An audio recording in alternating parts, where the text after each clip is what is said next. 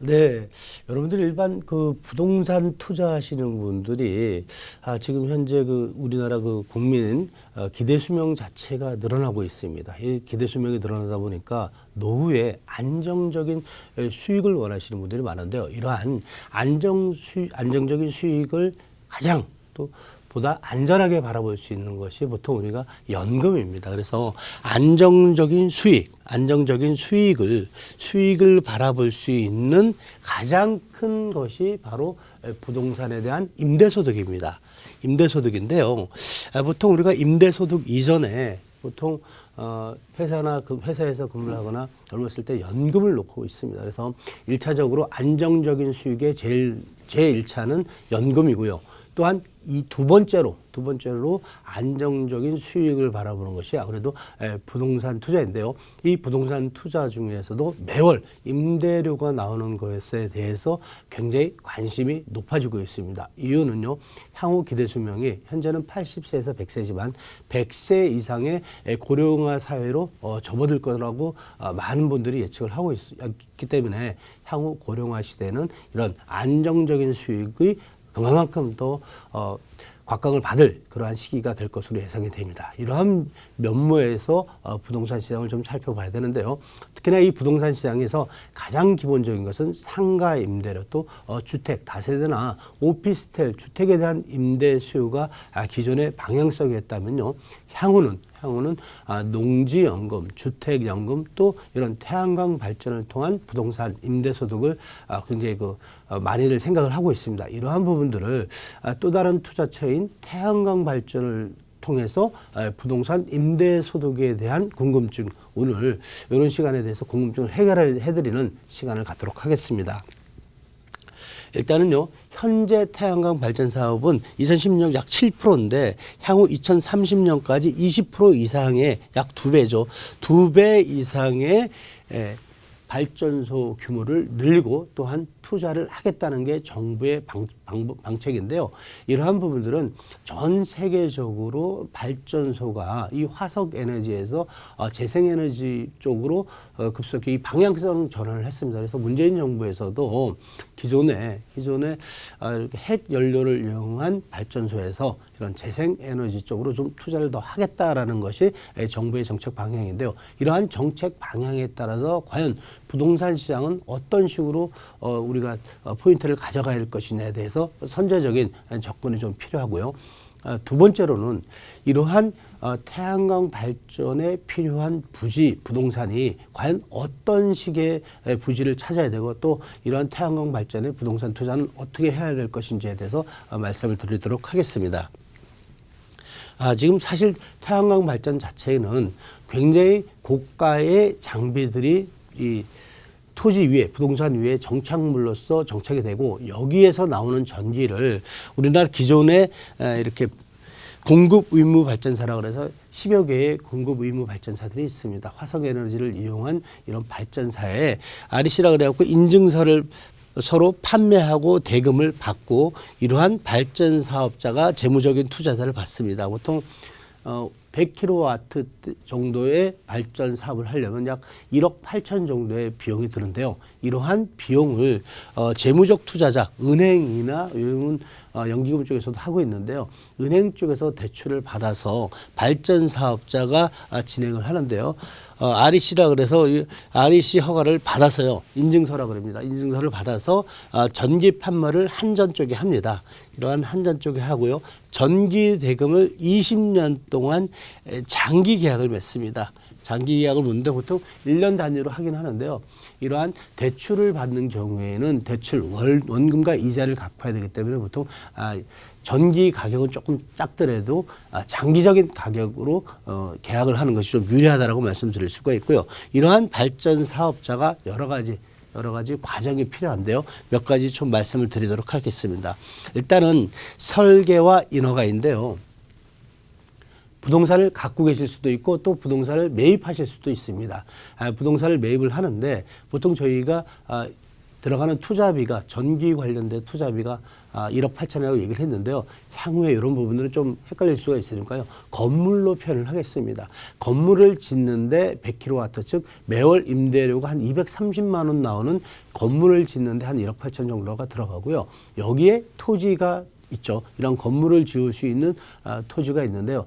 전체적인 임대료는 어느 정도 확정이 돼 있기 때문에 수익률, 연수익률 7% 정도에 맞추시려면요. 평당 10만 원 이상이 넘어가면 수익률이 좀 낮아집니다. 물론 20만 원, 30만 원짜리 토지 위에다도 건물을 지을 수 있는데 다만 수익률이 저조하기 때문에 마지노선은 지금은 요즘은 한 평당 10만 원까지 된다라고 얘기를 하는데요. 과거에는 평당 3만 원, 5만 원짜리 토지 위에 이러한 발전소를 지어서 수익이 나왔다라고 보시고요. 향후에는 조금 더 이 토지 가격을 더 줘도 수익이 나올 것으로 예상이 됩니다. 이유는요.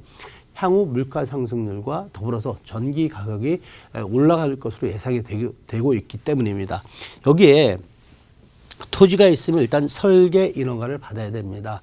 내 땅 위에 과연 전기가 유유전력을 얼마 정도의 발전소를 지을 수 있는지에 대해서 한전과 공급자 관련돼서 상의를 하셔야 되고요. 두 번째로는 여기 관련돼서 인허가죠. 바로 토지인데요. 저희는 부동산이지 않습니까? 이 부동산에 개발행위 허가가 나올 수 있는지 없는지를 해당 지자체에 있는 토목회사랑 상의를 하셔야 됩니다. 이유는요.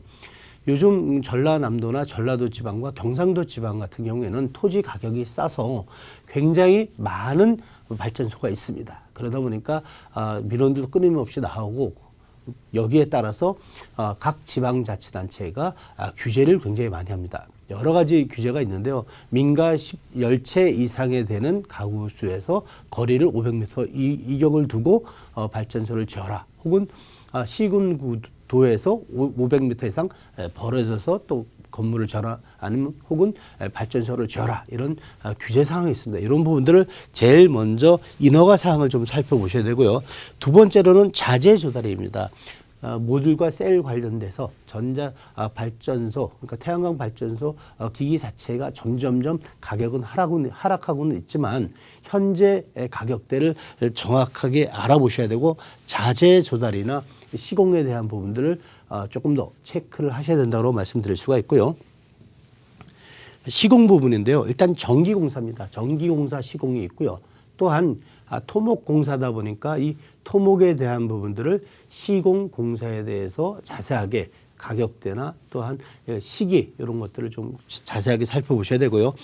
특히 이 구조물 같은 경우에는요. 고정형과 가변형이 있습니다. 고정형은 우리나라 같은 경우는 20도에서 한 30도 사이에 고정식으로 태양광 에너지를 태양광 발전소를 설치를 해야 되고요.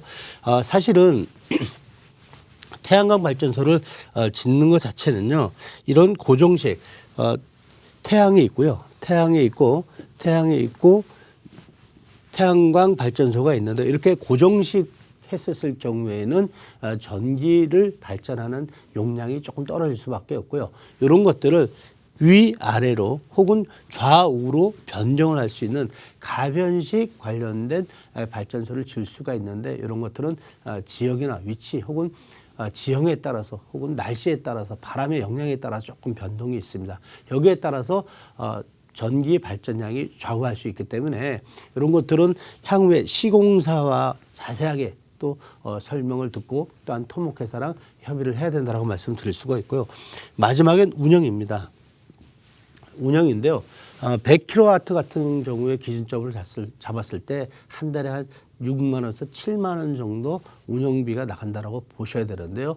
여기에 전기 관리자를 두셔야 되고 또한 CCTV 운영비 등등의 운영비가 별도로 들어가는데 이런 것들은 지금 운영회사들이 계속 생겨난다라고 말씀을 드릴 수가 있습니다. 이런 부분들은 또 향후에 자세하게 또 컨설팅 회사랑 어느 정도 협의를 해야 되는 부분이라고 말씀드릴 수가 있고요. 사실 그러한 사업 자체는 사업 제안에서 계약 체결로 가는데요.